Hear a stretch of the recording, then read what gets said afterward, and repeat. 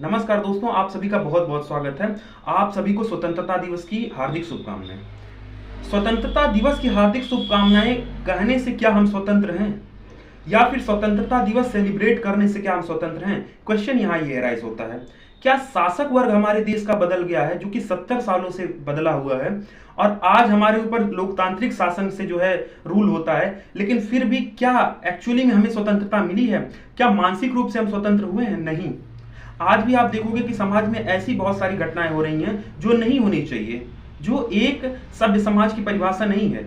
आप वेस्ट बंगाल का केस देख लो। वेस्ट बंगाल का जो रिसेंट में केस है, क्या आप उसको जस्टिफाई करोगे कि किसी तरीके से वो सभ्य समाज की जो है निशानी है? बिल्कुल नहीं है। कहने का मेरा अर्थ ये है कि ये जो केस है इसको तो हम समझेंगे अच्छे से। इसके साथ साथ मैं लास्ट में अपनी कुछ पंक्तियां भी लेके आया हूं इसी केस से रिलेटेड, जिसके जरिए मैं बताने की कोशिश करूंगा कि जो लेडी डॉक्टर थी वो अभी अगर उनकी आत्मा से पूछी जाए तो वो क्या बोलेंगी, उनको कैसा लगेगा। बहरहाल ये जो केस है ना, इसको हम 3 पार्ट में समझेंगे। पहला पार्ट वो लेडी डॉक्टर का समझेंगे, दूसरा पार्ट वो जो आरोपी है उसके बारे में, और तीसरा पार्ट ये जो हॉस्पिटल एडमिनिस्ट्रेशन का सिस्टम है और इसके साथ साथ वहां की जो वेस्ट बंगाल की गवर्नमेंट है उसके बारे में। सबसे पहली बात करते हैं लेडी डॉक्टर के बारे में। लेडी डॉक्टर जो है वो बेसिकली उनकी ड्यूटी लगती है 8 अगस्त को, आज से करीब 1 हफ्ते पहले। और उनकी जो ड्यूटी लगती है वो लगातार 36 घंटे की ड्यूटी लगती है, और वो एक पीजी रेजिडेंट होती हैं। जिसको पता नहीं है पीजी रेजिडेंट कौन होता है, वो मैं बता दूं आपको शॉर्ट में, कि एमबीबीएस की डिग्री करने के बाद आपको जो है एमडी या एमएस जब आप करते हो तो उस टाइम पे 3 साल के लिए आप पीजी रेजिडेंट के नाम से जाने जाते हो, जिसमें ये सेकेंड ईयर में थी। और उसमें क्या होता है कि आपकी पोस्टिंग दी जाती है कि आपको मरीजों की देखभाल करनी है और उनकी सर्जरी या फिर जिस डिपार्टमेंट पे आपकी लगती है, रेस्पेक्टिव डिपार्टमेंट आपका जो है, उसके अकॉर्डिंग आपको मरीजों को डील करना है। इनकी जो ड्यूटी लगी थी वो चेस्ट डिपार्टमेंट में लगी हुई थी। 8 अगस्त को सब कुछ अच्छा चला, 11 बजे 12 बजे रात के सब ठीक था। उसके बाद 9 अगस्त आ गया 12 बजे के बाद, तो ये लोग 2 बजे रात को ये अपने कॉलीग्स के साथ वहां की कैंटीन में जाती हैं जो है डिनर करने। सारे लोग डिनर करते हैं और डिनर करने के साथ साथ वो लोग नीरज चोपड़ा की वीडियोस देखते रहते हैं कि कैसे उन्होंने ओलंपिक में इस बार परफॉर्मेंस किया। अब ये चीजें हो ही रही होती हैं कि इसके बाद जब डिनर ये लोग कर लेते हैं तो करीब 2:30 से 2:45 का टाइम हो जाता है। इनके बाकी सारे जो कॉलीग्स होते हैं वो सब अपने रिस्पेक्टिव डिपार्टमेंट्स में चले जाते हैं मरीजों को देखने, और ये चेस्ट डिपार्टमेंट में होती हैं। तो ये वहां से यानी हॉस्पिटल के कैंटीन से चल के अपने 3rd फ्लोर पे आती हैं जहां इनका रिस्पेक्टिव डिपार्टमेंट होता है। और उस डिपार्टमेंट की सेमिनार हॉल में ये जो है थोड़ी देर के लिए नैप लेने चली जाती हैं, क्योंकि इनको अभी जो है फुर्सत थी, इनके पास अभी पेशेंट्स नहीं थे, तो इन्होंने सोचा कि हम कुछ टाइम नैप ले लेते हैं। कुर्सी पर बैठ के और हेड डाउन करके इन्होंने नैप लेना शुरू किया। अब बात करते हैं दूसरे सिनेरियो की। जो इसमें आरोपी है जिसका नाम है संजय रॉय, बेसिकली वो जो है सिविक वॉलंटियर है। नाउ आप बोलोगे कि सिविक वॉलंटियर कौन है? सिविक वॉलंटियर वो होता है वेस्ट बंगाल में जो कि बेसिकली पुलिस की हेल्प करता है। यानी मान लो कि ज्यादा ट्रैफिक कहीं हो गई है और पुलिस उसको इजीली नहीं संभाल पा रही है, तो वो वहां पे हेल्प कर देगा। इनको सैलरी भी देती है गवर्नमेंट, लेकिन ये पुलिस नहीं होते हैं। सैलरी इनकी 12,000 रुपये पर मंथ होती है। तो संजय रॉय क्या करता है कि उसकी सबसे पहले उसकी डिजास्टर मैनेजमेंट में लगती है, पोस्टिंग होती है। उसके बाद रेस्पेक्टिव अलग अलग जगह पर उसकी पोस्टिंग होती है। कुछ दिनों पहले उसकी पोस्टिंग पुलिस चौकी जो कि आरजे कर मेडिकल के पास थी वहां पे कर दिया था। देखिए वहां पे सिविक वॉलंटियर कम, और उसके साथ साथ ये वहां पे दलाली का काम ज्यादा करता था।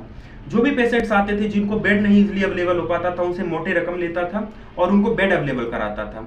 जिस रात की ये घटना है ना, उस रात भी ये क्या किया कि रात को करीब 3 बजे के आसपास ये अपने एक पेशेंट से मिलने गया जिसको इसने बेड दिलाया था पिछले दिन। उससे हालचाल जानने गया और हालचाल जान के फिर से ये वापस आ गया अपने पुलिस चौकी पर। उसके बाद फिर से एक बार गया दूसरे पेशेंट के पास उसका हालचाल जानने, वहां से फिर से वापस आ गया। नाउ जब ये वापस आया ना, तो अपने इस बार रूम पे नहीं आया, इस बार वहीं पे ये रुक के शराब पीने लगा। और ये शराब पीने के बाद फिर 3rd फ्लोर पे चला गया, चेस्ट डिपार्टमेंट वाले फ्लोर पे। और वहां से क्योंकि ये शराब के नशे में था, तो ये वहां से फिर सीधे जो है सेमिनार हॉल में गया, और उस हॉल में जाके इसने क्या किया, जो लेडी डॉक्टर थी ना उनको जो है वहां पे ये हैरेस करने की कोशिश करने लगा।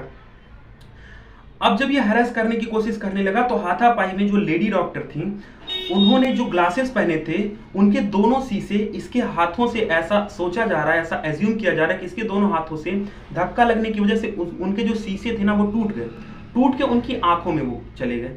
और जिससे क्या हुआ कि बहुत सारा ब्लड लॉस होने लगा उनका, और एक तरीके से उनको पेन होने लगा। तो अब वो उतने ज़्यादा जो है अमाउंट में एफर्ट नहीं मार पा रही थी कि खुद को सेव कर पाए, और इसी के साथ साथ बहुत ब्रूटली तरीके से उनको जो है हरास करा, उनको जो है रेप करा, और उसके बाद उनकी ऑन द स्पॉट डेथ भी हो गई। पोस्टमार्टम रिपोर्ट आई, उसमें क्या कुछ हुआ हम उसको समझते हैं। लेकिन अभी यहाँ पे मेरा एक क्वेश्चन अराइज होता है। आज हम इस वीडियो में कुल 8 लूप होल्स की बात करेंगे जो इस केस में चल रहा है।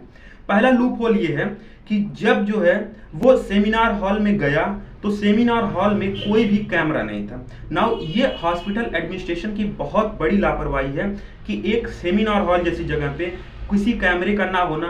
वैसे तो बोला जाता कि पूरा कैंपस जो है वो कवर्ड है सीसीटीवी कैमरा से, लेकिन सेमिनार हॉल कवर्ड नहीं था और घटना भी वहीं पे हुई। तो पहला तो मेरा पॉइंट ये उठता है कि वहां पे कैमरा क्यों इंस्टॉल नहीं किया गया। दूसरा चीज हम समझते हैं कि जब ये घटना हो गई तो अभी हम समझते हैं कि उनके साथ क्या हुआ, पूरा डिटेल से पोस्टमार्टम रिपोर्ट का हम एनालिसिस करेंगे। लेकिन अभी जो आरोपी है ये वो घटना करने के बाद वहां से उठता है और उसके बाद जाता है अपने पुलिस चौकी पर और वहां पे जाके आराम से सो जाता है। सुबह होती है, पुलिस को खबर लगती है कि ऐसी घटनाएं हुई हैं। पुलिस क्या करती है, जब बॉडी के पास पहुंचती है तो उस बॉडी के पास एक ब्लूटूथ गिरा हुआ था, और पुलिस जो है उस ब्लूटूथ को आसपास के सारे लोगों के मोबाइल से कनेक्ट करवाने की कोशिश करती है, बट किसी का मोबाइल कनेक्ट नहीं होता है। उसके बाद पुलिस जाती है सीसीटीवी हॉल में, यानी जो सीसीटीवी का पूरा हेडक्वार्टर होता है, जो मेन होता है जहां से सीसीटीवी को मॉनिटर किया जाता है। वहां पे जाने के बाद पुलिस क्या करती है कि उस सेमिनार हॉल में एंट्री और एग्जिट के लिए जो बाहर सीसीटीवी लगा था उसको खंगालने की कोशिश करती है वो। और वहां पे उसको क्या मिलता है कि सीसीटीवी में साफ साफ दिखता है कि करीब 3:15 से 3:30 के बीच में ये जो संजय रॉय नाम का आदमी है ये इंटर करता है, और करीब 40 मिनट बाद यानी 4:05 से लेके 4:05 से लेके 4:10 के बीच में वो आउट होता है। पुलिस को तो ये पता ही था क्योंकि वो पुलिस चौकी में ऑलरेडी रहता था, तो पुलिस को इसमें कोई समस्या नहीं आई कि उसको खोजने में बहुत दिक्कत है। पुलिस सीधे पहुंचा पुलिस चौकी जहां पे वो सोया हुआ था। इतनी बड़ी घटना करने के बाद वो सोया हुआ था। पुलिस वहां जाती है उसके पास, और जाने के बाद सबसे पहले उसको जो है उससे पूछताछ करने लगती है। क्योंकि उसके बहुत सारे कपड़े धुले हुए थे तो पुलिस अब इस चीज की तुरंत तो शिनाख्त नहीं कर पाती, क्योंकि उसके जो है पास कहीं पे भी कोई ब्लड का निशान नहीं था। ऑल्दो पुलिस के पास सीसीटीवी कैमरा था, लेकिन ब्लड सैंपल उसके पास कहीं नहीं मिला। पुलिस थोड़ा और एक स्टेप आगे जाती है, और जब उसके जूते को पुलिस उठाती है तो उसके जूते के सोल में कुछ ब्लड के सैंपल उसको मिलते हैं, कुछ ब्लड के ट्रेसेस मिलते हैं, और पुलिस उसके बाद उसको भी कब्जे में लेती है और फिर जो है उनको गिरफ्तार कर लेती है। नाउ मेरा यहाँ पे लूप होल नंबर 2 आता है, और मेरा ये क्वेश्चन है कि जब इतनी बड़ी घटना हो गई, जब आंखों से भी खून आने लगा, वोट कट गए हैं, बहुत सारी जो है ब्लीडिंग हुई है, वेजाइनल ब्लीडिंग हुई है, इसके साथ साथ जो है एड़ी है जो वो टूट गई है, फिंगर्स टूट गए हैं, नेक बोन टूट गया है, कॉलर बोन टूट गया है, ये सारी चीजें हो गई हैं, इतना सारा ब्लीडिंग हुआ है, पूरा फर्श ब्लड से जो है सना हुआ है। तो क्या वो आरोपी के जब शर्ट पे ब्लड लगे होंगे, जब शूज में ब्लड लगे होंगे, और क्योंकि वो नशे में था, और जब सीसीटीवी में ये भी मैं आपको बताऊं कि ऐसा नहीं कि वो तुरंत वहां से पुलिस चौकी में चला गया, ये टाइमिंग जब सीसीटीवी की देखी गई ना तो वो 3rd फ्लोर से और उस हॉस्पिटल के मेन डोर से बाहर जाने में उसको 2 मिनट का टाइम लगा था। नाउ इस 2 मिनट के ड्यूरेशन में क्या किसी की नजर नहीं गई उसके शर्ट पे जहां पे ब्लड्स लगे थे, या फिर क्या जो सिक्योरिटी गार्ड होती है क्या उसकी जिम्मेदारी नहीं बनती है, क्या उसकी जिम्मेदारी नहीं बनती है कि कोई भी आदमी अगर आ जा रहा है इजीली, कोई भी आदमी, वैसे तो मान लो कि आप मरीजों के जो है रिश्तेदार हो तो आपको मिलने की टाइमिंग देते हैं, लेकिन यहां पे उसके लिए कोई टाइमिंग नहीं है। तो loop hole number 2 and loop hole number 3 कि क्या उसके शरीर पर जो ब्लड लगे थे, उसके शर्ट पे ब्लड लगे थे, क्या वो किसी को नहीं दिखा, ये लूप नंबर 3 है। नाउ हम बात करते हैं कि अब क्या हुआ। जब संजय रॉय को गिरफ्तार किया गया तो संजय रॉय तुरंत जो है अपने जो गलती थी उसको मान लेता है। अब गलती मानने के बाद क्या जो होती है, अब हॉस्पिटल एडमिनिस्ट्रेशन पे आते हैं। अब संजय रॉय को थोड़ा सा साइड करके हम हॉस्पिटल पे आते हैं। अब जब सुबह होती है ना, ये सारी जब घटनाएं होती हैं तो हॉस्पिटल क्या करता है कि इनके पेरेंट्स के पास फोन करता है लेडी डॉक्टर की, और ये जो कॉलिंग करता है ये करीब 7:30 बजे करता है, क्योंकि पास में ही उनका घर था। तो पेरेंट्स तुरंत आते हैं, और पेरेंट्स को अभी बॉडी देखने नहीं दिया जाता है, कॉल पे उनको बताया जाता है कि आपकी जो लड़की थी वो सुसाइड अटेम्प्ट करी थी, राइट। अब उसके बाद जब पेरेंट्स आते हैं तो 3 घंटे तक उनको बैठाया रखते हैं, उनको बॉडी नहीं देखने देते हैं। वो रिक्वेस्ट करते हैं कि हमको एक बार बॉडी देखने दीजिए, लेकिन ऐसा कुछ नहीं होता। नाउ मेरा लूप होल नंबर चौथा यहाँ पे मेरा इस केस से है कि आखिर इतनी देर तक पूरी जो एडमिनिस्ट्रेशन थी वो क्यों जो है गार्जियन को देखने से मना कर रही थी। बच्चे उन्हीं के थे, बच्ची उन्हीं की थी, उनको क्यों मना किया जा रहा था, क्या था इस एडमिनिस्ट्रेशन में। तो मेरा लूप होल नंबर चौथा है इस केस से। नाउ इसके एक स्टेप आगे बढ़े तो 10:30 बजे करीब 3 घंटे बाद उनको देखने के लिए बॉडी को दिया जाता है। अब जैसे ही वो बॉडी को देखते हैं वो हतप्रभ रह जाते हैं कि ये इतनी ब्रूटली तरीके से कोई आदमी सुसाइड कैसे कर सकता है। उनकी माँ का ये स्टेटमेंट है, एक न्यूज मीडिया वाले ने जब उनसे पूछा कि आपने क्या देखा वहां पे, तो उन्होंने पूरी चीजें बताई जो कि मैंने आपको पहले भी बता चुका है। इसके साथ साथ उन्होंने ऐसी ऐसी बातें बताई जो शायद मैं आपको यहां नहीं बता सकता हूं। उनके पैर 90 डिग्री पे थे, लिटरली 90 डिग्री पे।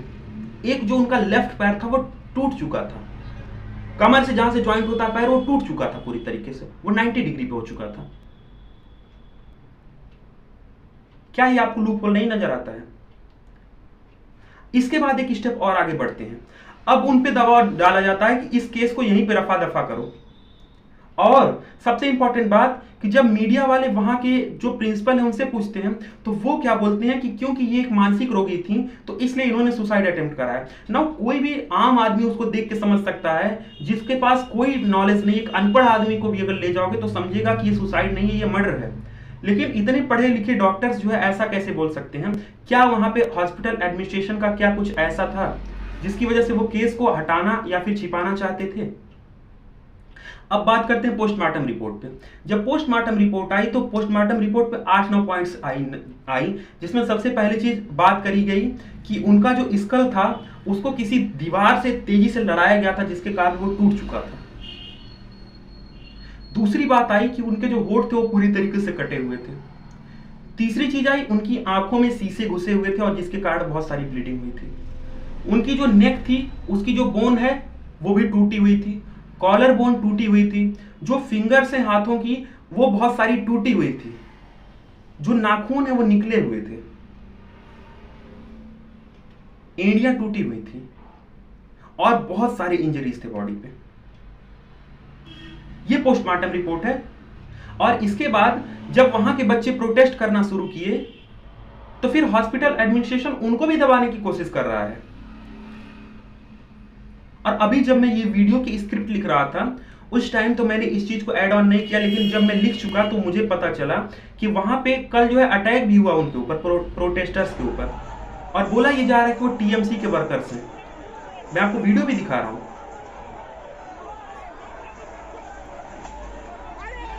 नाउ अब बात करते हैं एक स्टेप और आगे अगर हम चलें तो हम ये समझते हैं कि क्या ये कैंडल मार्च और क्या ये प्रोटेस्ट से ये चीजें दूर हो सकती हैं? आप बोलोगे निर्भया के केस में आपने क्या बोला कि उसको बाहर नहीं जाना चाहिए था, रात का टाइम था, लेकिन यहां पे तो ये तो हॉस्पिटल में ही वर्क कर रही थी, इनकी तो कोई गलती नहीं थी। हॉस्पिटल में अगर सुरक्षा डॉक्टर की नहीं है तो फिर कहां उसकी सुरक्षा रहेगी? तो ये लूप होल नंबर 7वां था मेरा। और एक लास्ट जो लूप होल नंबर है कि पोस्टमार्टम के बाद एक और जो सबसे सनसनीखेज जो खबर निकल के आई ना कि उनके वेजाइना में बेसिकली फ्लूइड मिला और जिसकी अमाउंट जो थी वो 151 ml थी। नाउ एक आदमी की एवरेज अगर देखी जाए जो सीमन की अमाउंट होती है वो 5 ml से लेकर 7 ml के बीच होती है। 150 ml, आप समझ सकते हो कितनी बड़ी बात है ये। और इसको बस एक रेप का नाम दिया जा रहा है, बल्कि ये उससे भी कहीं ज्यादा, इसमें बहुत सारे लोग इन्वॉल्व थे। तो मेरा ये 8वां पॉइंट है कि क्या हॉस्पिटल एडमिनिस्ट्रेशन संजय रॉय को सामने खड़ा करके बहुत सारे लोगों को बचाना चाहता है? नाउ केस तो सीबीआई को सौंप दी गई है। कोर्ट ने डायरेक्ट बोला कि इस पे जो है वेस्ट बंगाल पुलिस को हम इस केस से अलग करते हैं और इसमें हम सीबीआई को इन्वॉल्व करते हैं। लेकिन बात वही है कि क्या ये चीजें इसके बाद रुकेंगी? इस पे हमको और आपको बहुत स्ट्रिक्ट एक्शन लेना होगा। बहरहाल मैं इस चीज को खत्म करूंगा कुछ पंक्तियों के द्वारा। अब इस चीज को आप ऐसा एज्यूम करो कि अगर वो अभी होती या फिर उनकी आत्मा से अगर आपको बात करने का मौका मिले तो उनकी आत्मा क्या बोलेगी? वो बोलेंगी कि पापा मैं डॉक्टर बनना चाहती थी, अपने सपनों को बुनना चाहती थी, पापा, मैं डॉक्टर बनना चाहती थी, अपने सपनों को बुनना चाहती थी, हौसलों के पंखों से मैं खुले आसमान में उड़ना चाहती थी, हौसलों के पंखों से मैं खुले आसमान में उड़ना चाहती थी। याद है आपको जब मुझे एमबीबीएस मिली थी? याद है आपको जब मुझे एमबीबीएस मिली थी, यानी जब उन्होंने एमबीबीएस की एग्जाम को क्रैक किया था, एंट्रेंस एग्जाम को, और उनको कॉलेज में एंट्री मिली थी। तो याद है आपको जब मुझे एमबीबीएस मिली थी, देर रात तक हमने खूब सारी बातें की थी। याद है आपको जब मुझे एमबीबीएस मिली थी, देर रात तक हमने खूब सारी बातें की थी।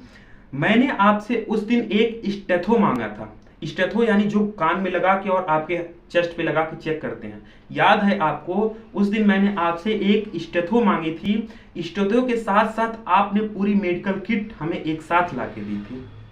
अब आते हैं इस इंसिडेंट पे। 9 अगस्त एक काला दिन इस समाज के लिए बना। 9 अगस्त एक काला दिन इस समाज के लिए बना, जब प्रहरी को नोच नोच के मौत की नींद सुला दिया। प्रहरी यानी जो जीवन और मौत के बीच में खड़ा रहता है, हमारे लिए लड़ता है, उसकी बात की जा रही है। जब एक प्रहरी को नोच नोच के मौत की नींद सुला दिया। उम्र मात्र 31 साल, उम्र मात्र थी 31 साल, बनती शायद एक मिसाल। हो सकता था कि वो आगे जाके जब अपना ये डिग्री खत्म करती तो बहुत बड़ी लेडी डॉक्टर बनती। तो उम्र मात्र थी 31 साल, बनती शायद एक मिसाल, हैवानों के जाल में फंस के बुझकर रह गया तेज मसाल। मसाल यानी जिसको आपने देखा होगा कि किसी भी आरंभ से पहले जो जलाया जाता है, या तो दीप प्रज्वलन होता है या फिर मसाल, या फिर आप देखोगे कि पहले के जमाने में अंधेरे में जो जलाया जाता था उसको मसाल बोलते हैं। मैं फिर से रिपीट करता हूँ। 9 अगस्त एक काला दिन इस समाज के लिए बना, जब प्रहरी को नोच नोच के मौत की नींद सुला दिया। उम्र मात्र थी 31 साल, बनती शायद एक मिसाल, हैवानों के जाल में फंसकर बुझकर रह गया तेज मशाल। शायद उनकी गलती थी, जन्म हुआ वो लड़की थी। ये हमारे सोसाइटी की मेंटालिटी है। शायद उनकी गलती थी, जन्म हुआ वो लड़की थी, बुरी नजर वालों से वो जगह जगह पर बचती थी। क्योंकि एक लड़की अपने आप को हर जगह बचाती है बुरी नजर वालों से। बुरी नजर वालों से वो जगह जगह पर बचती थी, पर एक बार वो चूक गई, जगते रहना भूल गई। थोड़ा सा वो नैप लेने की कोशिश की, जगते रहना भूल गई।